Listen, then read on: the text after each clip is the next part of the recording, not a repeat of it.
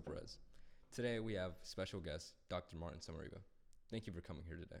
Thank you for having me. So I'm told that you're considered one of the best theologians of this time. Well, I'm flattered, but I would honestly have to leave that title for Dr. Rogan. So as a theologian, you study scripture and the sword, right? Well, that's Like a one movie way. critic would do. Well, if you wanted to use that movie analogy, you could say the Bible is this really ambiguous Stanley Kubrick movie, and I'm just somebody that's trying to put the pieces together and decipher everything. So how do you study the Bible? Do you use tools? How does that work?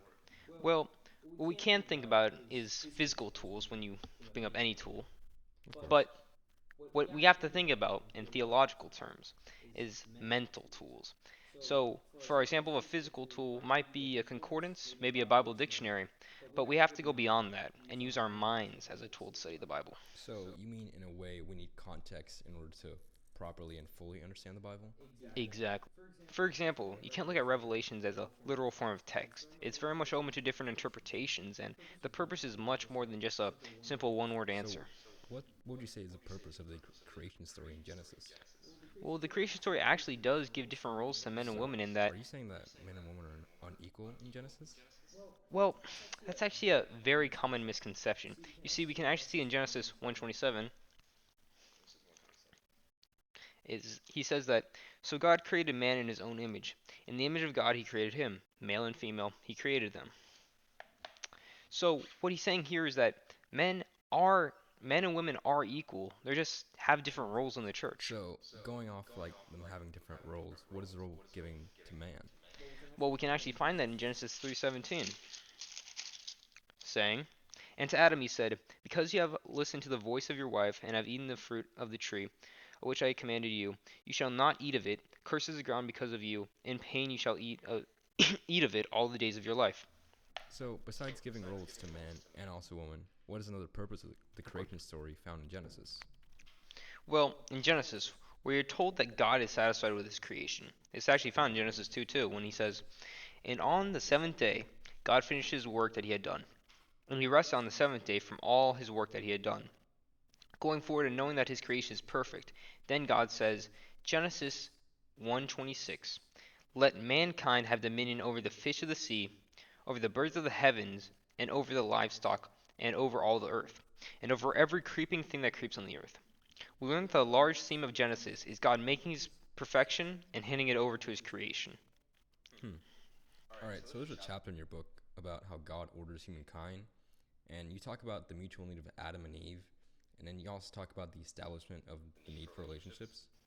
Well, so I'm glad you brought that up because this part of Genesis gets brushed over so much and has such a great impact on how we view marriage today.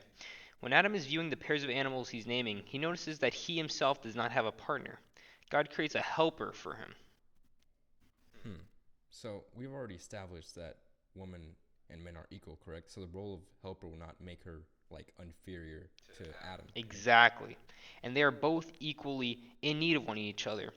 And this is found in Genesis 2:24 when he says, "They shall become one flesh." So a big part of your book is about how God makes order and chaos, and the poetic duality of humankind slipping away from God, and then God trying to reel us back in.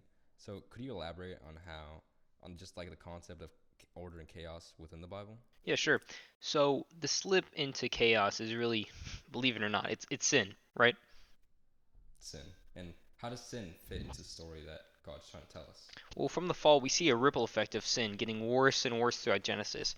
And we see the start right here at Genesis 5 when we see that the Lord saw that the wickedness of man was great in the earth, and that every intention of the thoughts of his heart were his only evil continually. So God saw that man was only exponentially getting more sinful. Exactly. While humanity is slipping, God is watching his creation shift from order to disorder. So this is where the flood comes in, right? God trying to right his creation. Exactly. And we get back to this point of poetic justice when God is using his own waters that he created from the start of the earth when there's only heavens and waters, and he's using that same water to reorder the chaos that has been brewed up inside the earth. So how does this relate to the fall and the initial sin? But when Adam and Eve commit the first sin in Genesis 3, it begins an exponential growth of sin throughout Genesis. So an overlooked part of your book that I found very interesting was your explanation of Genesis 11. Could you go deeper into that? The Tower of Babel analysis, right? Right. Temp? Well, in Genesis 11, God dispersed the people building the Tower of Babel because they were trying to make a name for themselves and not for God. I can't remember the verse reference off the top of my head, but Mason, could you put that verse up, please? Oh yeah, sure thing. so a common misconception about Genesis 11 is that the people wanted to build a tower that reached the heavens, but actually the people wanted to build a tower for their own fame and their own personal gain. So God saw their own selfishness and decided to punish them? Yes, but it wasn't just punishment for their selfishness. It was also the idea that they didn't need God at the time. They saw themselves out making their own destiny without abiding by God's laws. Well, we're just about out of time here, so once again, I just want to thank you for coming on the show and giving us some more insight on the book. Thanks for having me. Dr. Martin said we got a book coming out, so make sure to keep an eye out for that.